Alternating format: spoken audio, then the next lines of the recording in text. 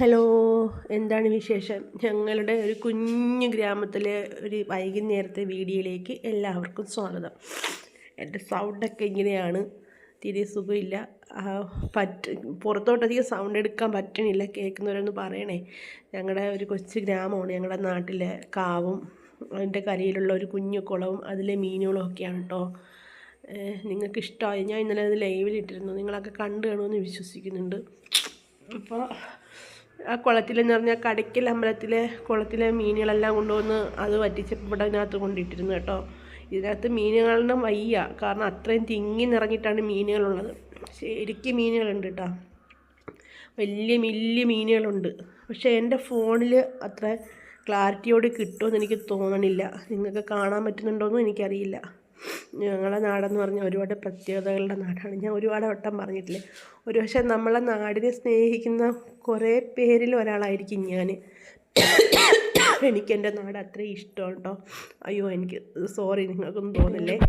പിന്നെ എല്ലായിടവും കൃഷിയിടങ്ങളാണ്. നെൽകൃഷിയുണ്ട്, വാഴയുണ്ട്, എല്ലാം ഉണ്ട്. ആ കാവിലേക്ക് കയറിപ്പോകുന്ന വഴിയാണ് ഇത്. നാഗത്താൻ കാവിൻ്റെ അവിടെയാണേ. ചൂളമടിച്ചിറങ്ങി നടക്കും ചൂളന്നുള്ള കല്യാണം. ഓ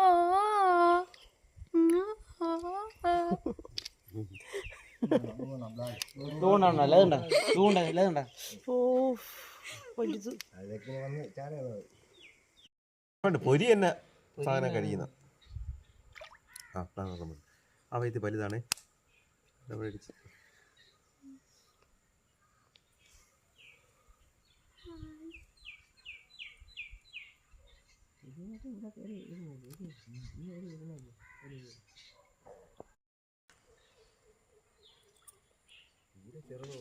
ഇതിലൊരുപാട് വലിയ മീനുകളുണ്ട് കേട്ടോ. എൻ്റെ ഫോണിനകത്ത് ക്ലിയറായിട്ട് കിട്ടാൻ പാടാണ്.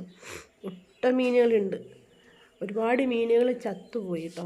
പിന്നെ ഞങ്ങൾ നേരെ പോയത് ചായ കുടിക്കാനാണ്. ഒരു കുഞ്ഞ് ചായ കുടിക്കണോ?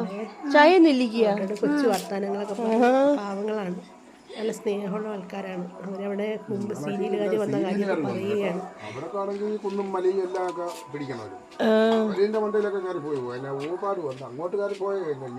മലയും പാറയല്ലേ അങ്ങോട്ട് ഫുള്ളും.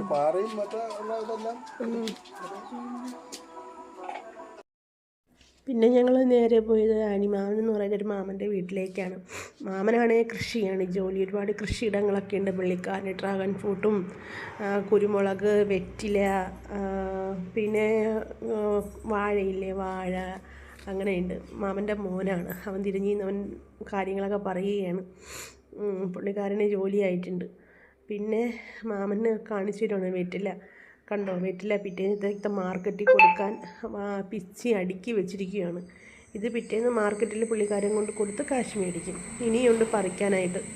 ഓരോ ആഴ്ചയിലും പറിക്കാൻ പാകമായി വെറ്റിലകൾ കാണും. മുറ്റത്ത് ഇരിക്കണത് ഒരു സൈസ് മുല്ലയുടെ സൈസാണേ.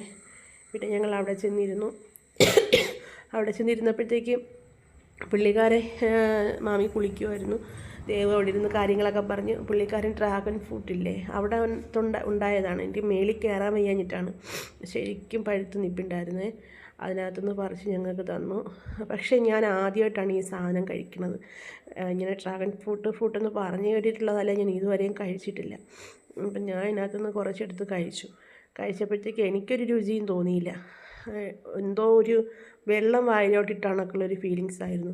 പിന്നെ ഞാൻ വീഡിയോ എടുത്ത് നോക്കിയപ്പോൾ എൻ്റെ മുഖം മറ്റേ എന്താ പറയുക, അത്ഭുത ദ്വീപിലെ ഒരു വില്ലന്മാരുണ്ടല്ലോ ലാസ്റ്റ്, അവരെ കണക്കാണ് എനിക്ക് തോന്നിയത്.